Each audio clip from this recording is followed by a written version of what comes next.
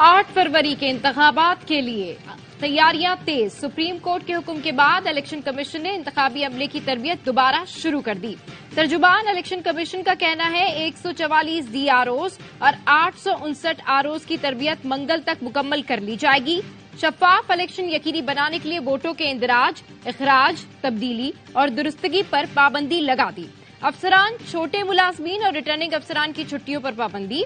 इतवार को भी इलेक्शन कमीशन के रीजनल दफातर वोटर लिस्टों और दूसरे सामान की फरहमी के लिए खुले रहे। DC इस्लामाबाद इरफान मेमन ने बतौर डिस्ट्रिक्ट रिटर्निंग ऑफिसर इकदाम का आगाज कर दिया।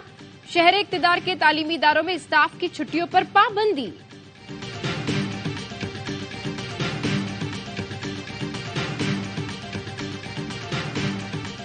इलेक्शन का मुतालबा करने वाली जमात ने ही इलेक्शन रोकने की साजिश की। चीफ जस्टिस ने यह साजिश नाकाम बना दी।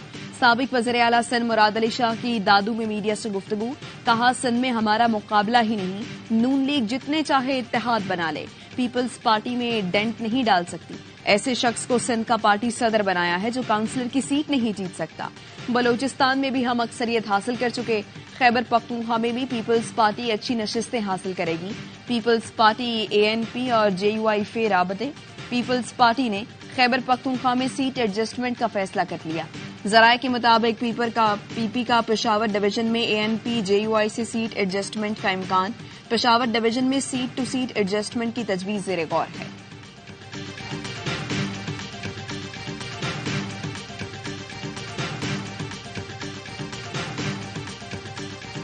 लतीफ खोसा ने पीपल्स पार्टी से राहें जुदा कर ली। PTI में शमूलियत का ऐलान।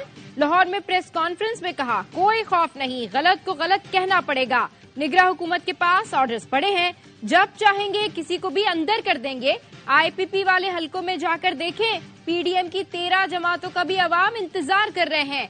इलेक्शन वाले दिन सबकी जमानतें जब्त होंगी।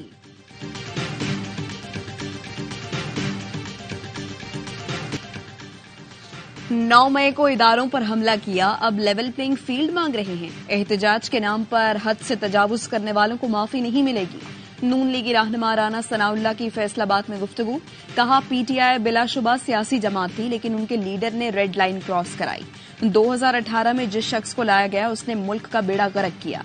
उस वक्त मुश्किल हालात थे, बहुत सी कुव्वतें नून लीग का रास्ता रोक रही थी। वफाकी दारुल हुकूमत डाकुओं के रहमो करम पर दिन दहाड़े हेड कांस्टेबल को बेटे समेत कत्ल कर दिया गया। हेड कांस्टेबल मोहम्मद अशरफ ने शहरी को लुटते देखा तो डाकुओं की तरफ लपके एक मुलजिम को दबोच भी लिया, लेकिन डाकू ने गोली चला दी।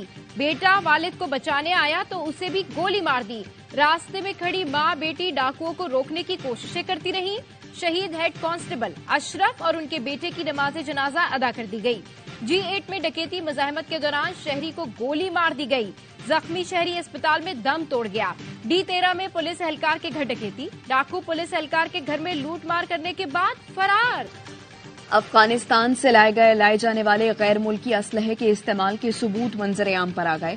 कलअदम BLA ने भी अमरीकी असलहे के साथ नोश की। पंजगोर में FC कैंपों पर हमले किए। योब गैरजन पर होने वाले हमले में कलअदम TTP की जानिब से अमरीकी असलहा इस्तेमाल हुआ। 6 सितंबर को अमरीकी हथियारों से कलअदम TTP दहशतगर्दों ने चित्राल में 2 फौजी चौकियों पर हमला किया। DI खान दराबर में दहशतगर्दों ने नाइट विजन अमरीकी राइफल्स का इस्तेमाल किया। टांक में होने वाले दहशतगर्द हमले में भी जदीद अमरीकी असलहा इस्तेमाल हुआ।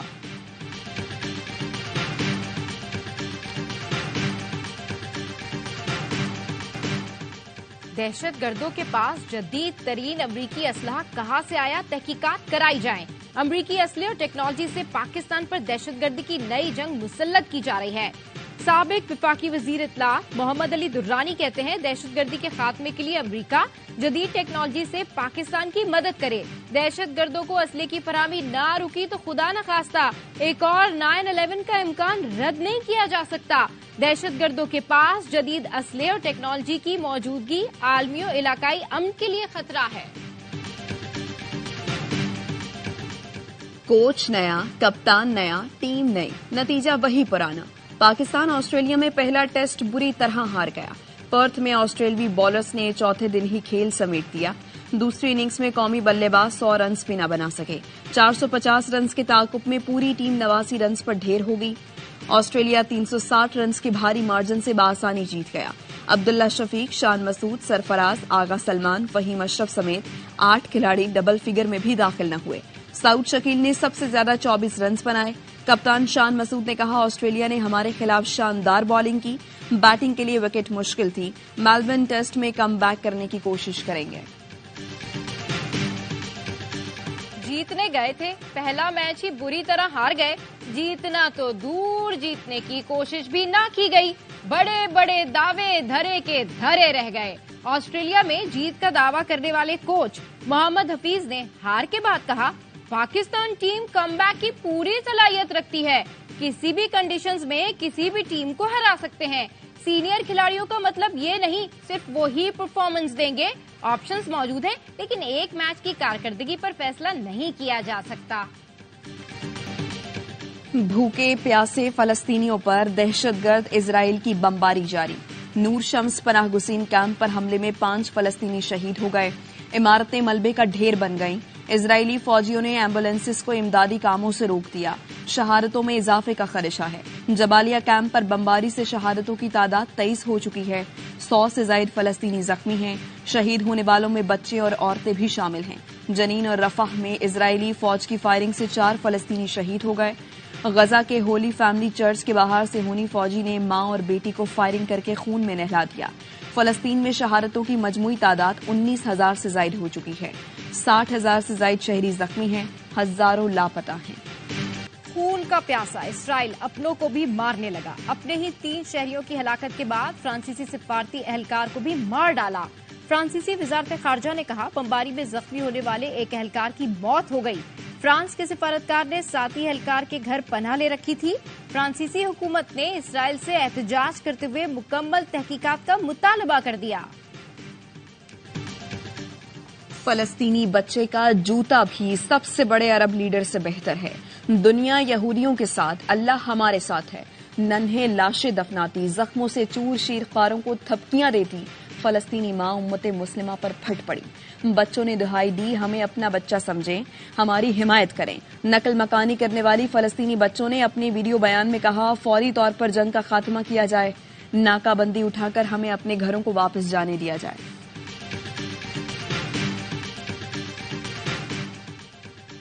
कराची के शाह लतीफ टाउन में शादी में हवाई फायरिंग। 7 साल का अहमद जाँ बहक। पुलिस ने फायरिंग करने वाले 2 अफराद को हिरासत में ले लिया। मुलजिम जहीर और अदनान मकतूल के रिश्तेदार हैं। पुलिस के मुताबिक वुरसा कानूनी कार्रवाई के बगैर बच्चे की लाश ले गए। कराची के इलाके डिफेंस में डकैती की वारदातों में मुलविस मां बेटा गिरफ्तार। मुलजिमा ने तफ्तीश के दौरान एतराफ किया कि शौहर ने घर से निकाल दिया। इलाज के लिए पैसे न होने की वजह से वारदात करते थे। अवाम मुंतखब करें, हम 300 यूनिट तक बिजली मुफ्त देंगे। इस्तेहकाम पाकिस्तान पार्टी के सदर अलीम खान का वादा। कहा, अबाबदा को हुकूमत पैसे देगी और अवाम को बिजली मुफ्त मिलेगी। 300 यूनिट से जायद बिल वाला अपना बिल खुद अदा करेगा। अपने हलके में दोस्तों से राबता शुरू किया है। अवाम की खिदमत इलेक्शन जीतने के लिए नहीं कर रहे।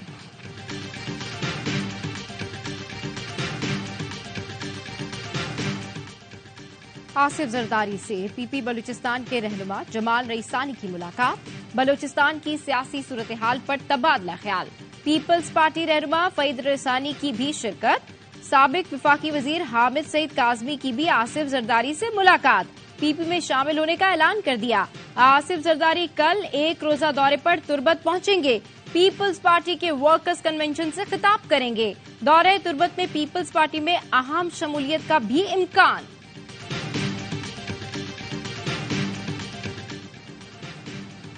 पाकिस्तान की ईरान में रासिक पुलिस हेडक्वार्टर्स पर दहशतगर्द हमले की शदीद मजम्मत। तर्जुमान दफ्तर खारजा ने कहा, दहशतगर्दी इलाकाई और आलमी अमन और सलामती के लिए खतरा है। पाकिस्तान ईरानी हुकूमत और अवाम के साथ मुकम्मल यकजहती के साथ खड़ा है। 2 तरफा और इलाकाई ताउन समेत हर तरह से दहशतगर्दी के मुकाबले की जरूरत है।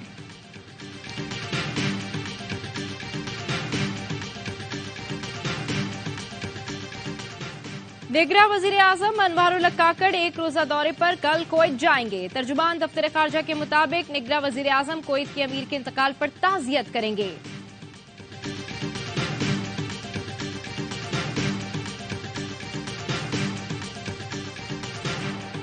मुल्क भर में यूरिया खाद की कीमतों में मजीद इजाफा, 50 किलो की बोरी 5,550 रुपए तक पहुंच गई।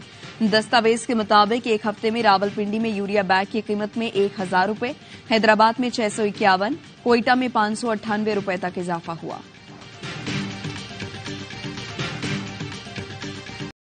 बलूचिस्तान में चीनी की कीमतों में बेपनाह इजाफा, फी किलो कीमत 135 से 175 रुपए तक पहुंच गई। जराये का कहना है कि होलसेल में चीनी 160 रुपए फी किलो हो गई। चीनी डीलर्स के मुताबिक मिल्स महंगी चीनी फराहम कर रही हैं। सिंध और बलूचिस्तान में भी गैस मजीद महंगी करने की तैयारी। सुई सदरन ने गैस की कीमत में 226 रुपए फी MMBTU मजीद इजाफा मांगा है।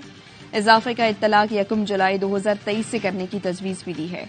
सुई सदरन की दरखास्त पर ओगरा कल कराची में समाअत करेगी। पेट्रोलियम मसनूआत की कीमतों में कमी, ट्रांसपोर्टर्स का आवाम को रिलीफ। लाहौर से चलने वाली ट्रांसपोर्ट कंपनीज ने किरायों में 5 से 10% कमी कर दी।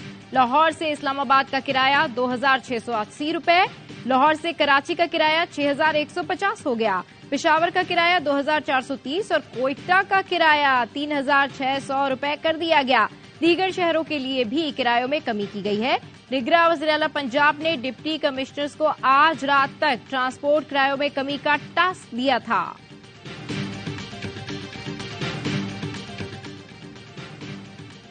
लाहौर में तजावुजात के खात्मे के लिए सख्त क्रैकडाउन का फैसला, रजाकाराना तौर पर तजावुजात खत्म करने के लिए 48 घंटे की मोहलत। निगरान वज़ीर आला मोहसिन नकवी कहते हैं बेशतर मकामात पर तजावुजात ही ट्रैफिक जाम का बाइस हैं। मोहलत खत्म होने के बाद क्रैकडाउन होगा, गिरफ्तारी और मुकदमा दर्ज किया जाएगा।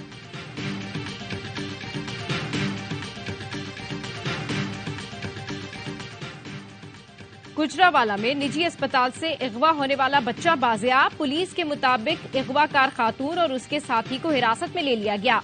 मुल्जिमान को CCTV की मदद से गिरफ्तार किया गया।